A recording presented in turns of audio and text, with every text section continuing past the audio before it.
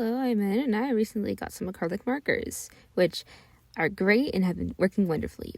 But I still have to deal with the learning curve of learning a new skill, I guess you could say. I guess a better word is a new medium. For most of my time doing art, I have always been an alcohol marker girly. That, or I just have used regular pencil. It never occurred to me that I should actually, watch tutorials properly and not just YouTube shorts or Instagram reels to figure out how to use supplies. But instead of doing that, I was like, you know what? I'm going to use these again because the first time I did it was blind and it turned out good. Let's do it again. Bad idea.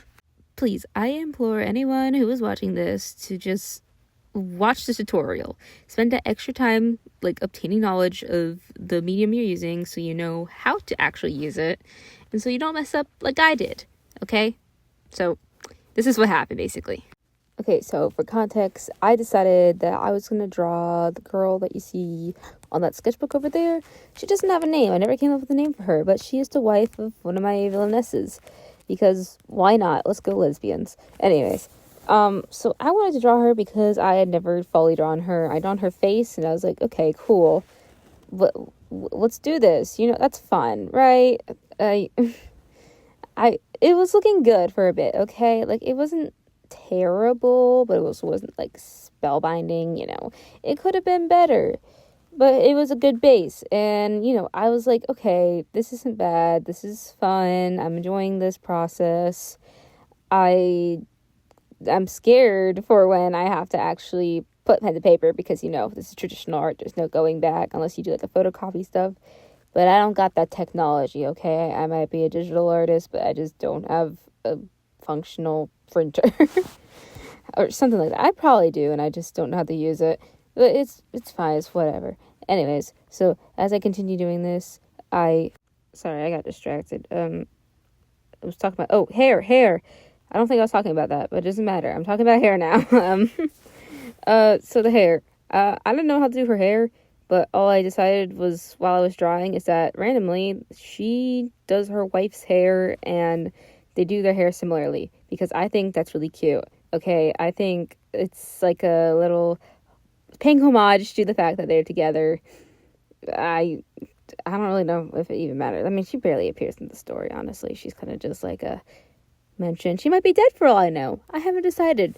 One day I will. And when I do, that is going to be sad and funny at the same time. Let's go lesbians again. Woo. Before I get accused of any killing your gays trope, half my characters, not even half actually, 80% of my characters are queer of some kind, okay? Is it really killing your gays if almost everyone is gay? This is just random thoughts at this point. I'm just rambling while I fix her jawline because I realized that she has a rounder face than that, and I wanted to keep her ethnic features intact, which I struggle with. But hey, you know what? There's a learning curve for everyone, and did I already talk about learning curves? It's whatever. Oh, so here's where the craziness comes in. So I started with the skin, okay? It was okay. It looks good. Note to future self, and for anyone who does this again, that marker becomes really gray if you keep on layering it. So don't layer it because you're gonna see later that it became all gross and she looks undead and it wasn't very nice. Granted, it just in general feels like she looks too pale and pale, is that the word? She looks sickly compared to the original version of her, okay? Her original drawing, as you may have seen over there in the past, was warmer skin tone, which is a result of the alcohol marker, but that still doesn't change the fact that she looks good with the warmer skin tone. And here she's kind of sickly just because of the undertone of it. Also, I went over her nose again and it looks weird. Ooh, the hair. I loved how the hair came out at first, okay? You're going to see I made another mistake. I made a lot of mistakes today, but you know what? That's okay. That's part of the art process. That's part of the learning process. Man, I would go back and bonk myself in the head for every time I tried to get overly ambitious with this. I mean, it's good that I tried and now I know not to, but I have a strange feeling I'm going to make the same exact mistakes in a week. Probably tomorrow, actually, if I ever go back to this, or I don't even know. I'm probably gonna I think the problem is my art style just doesn't completely match with it, / the way I like to do my art. Like, I like having lots of blends and, like, ombres and gradients and all that type of stuff. It's hard to do that with paint markers because, well, that's not what they're for. They're for, like, a more cartoony style overall. And you know what? Maybe it's just the color contrast that made her skin look so pale and sickly, because the reddish color, which was, I was trying to go for a brown because the hair that she had looked kind of like a purplish brown, and I was like, okay, this looks purplish brown, and it came out just like reddish, which wasn't what I wanted, but okay. Like I say, these are great markers. They feel amazing. I just don't know how to use them yet, and this whole thing is about me learning how to use them. I was in fact going to like scrap this video because I did not like this, but you know what? It's important to show your mistakes, okay? Nobody's perfect. All right, I'm going to be not the first one to say that, obviously, but I'm going to be very vocal that I make thousands of terrible pieces every day, and I will show tons of terrible pieces. And whether or not they're good now or they'll be terrible later or any of that stuff, it doesn't matter, okay? Like, you're always improving. Don't be afraid to make mistakes just because you're like, oh no, I don't want to get trash. Make them, okay? It's better than making art, okay? Like, I'm definitely just rambling at this point, but this is oddly therapeutic, you know? Just talking about how bad this art piece is, and warning you guys. I don't know if this is a warning. Is this a warning? Probably. Oh, here's my mistake of going over, because I thought the brown was going to be darker.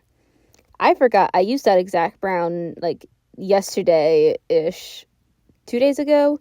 I forgot when I used it, but it was like the perfect skin tone for one of my characters.